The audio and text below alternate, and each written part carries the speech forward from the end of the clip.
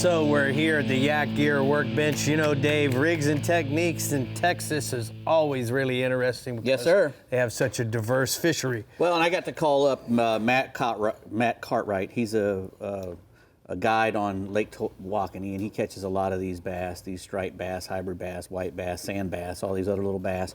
And I picked his brain a little bit and came up with some stuff. You know, he straight off the bat, he said, you know, the striped bass in Texas don't get as big as they do in saltwater or some of the northern places because of the temperature of the water.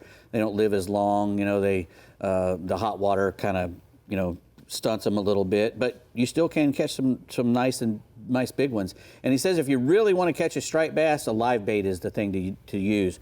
A nice gizzard shad or a thread fin on a circle hook, or what they like to use is a kale hook. Right. And they said that's pretty much an automatic thing. Once you find the fish and you put a live bait on them, you're going to catch them. But just like most of the fellas, you know, down there, they'll put that on a Carolina rig. You know, 1 to 2 ounce weight, depending on the size of your bait. If you have a 6 or 7 inch gizzard shad, you want to use a bigger weight, maybe a 2 ounce. Smaller ones, you use a 1 ounce. But once you get on top of them and throw that live bait on them with that kale hook, you're going to catch them. You're really going to nail them. But he likes to use artificial baits, and he finds these fish using his side scan sonar. He's looking for ledges at different depths during different times of the year. During the summer, 5 to 10 feet. But during the winter, he'll go down to 30 to 40 feet. I mean, because striped bass and these hybrid bass and the sand bass, during the summertime, they will all stay together. They're schooling fish. They like to be in big schools. So when he's looking for them on his sounder, he's not looking for that 1 or 2.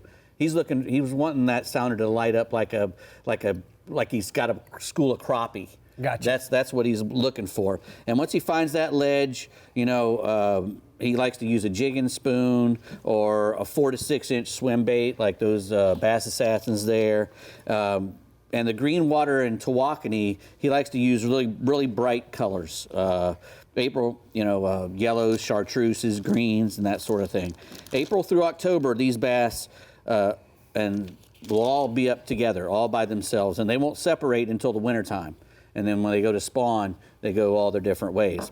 They will eat anything during the summer. On the surface, they like when they're up on the surface chasing shad and whatnot. The big topwater, the chopo, and that prop bait there. Those the savage. Those are great baits to throw. Any walk the dog like the jaywalker. Mm-hmm. All those things work really well. Because once they're up on top, they're just easy to catch. You throw anything into that pile, and they're going to roll on it. Right.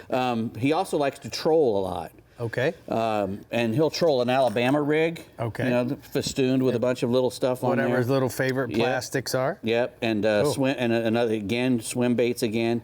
And he'll actually put these on a cannon downrigger. Okay. He'll find the depth that they're laying at, and then troll by. And what he wants to do, because these fish, once they get down to those depths, they want something that comes by, you know, horizontal and stays with them and at a certain speed. So that's the best thing to do is to use a troll for it. This here, deep diving crankbait. Yeah, well, no hooks.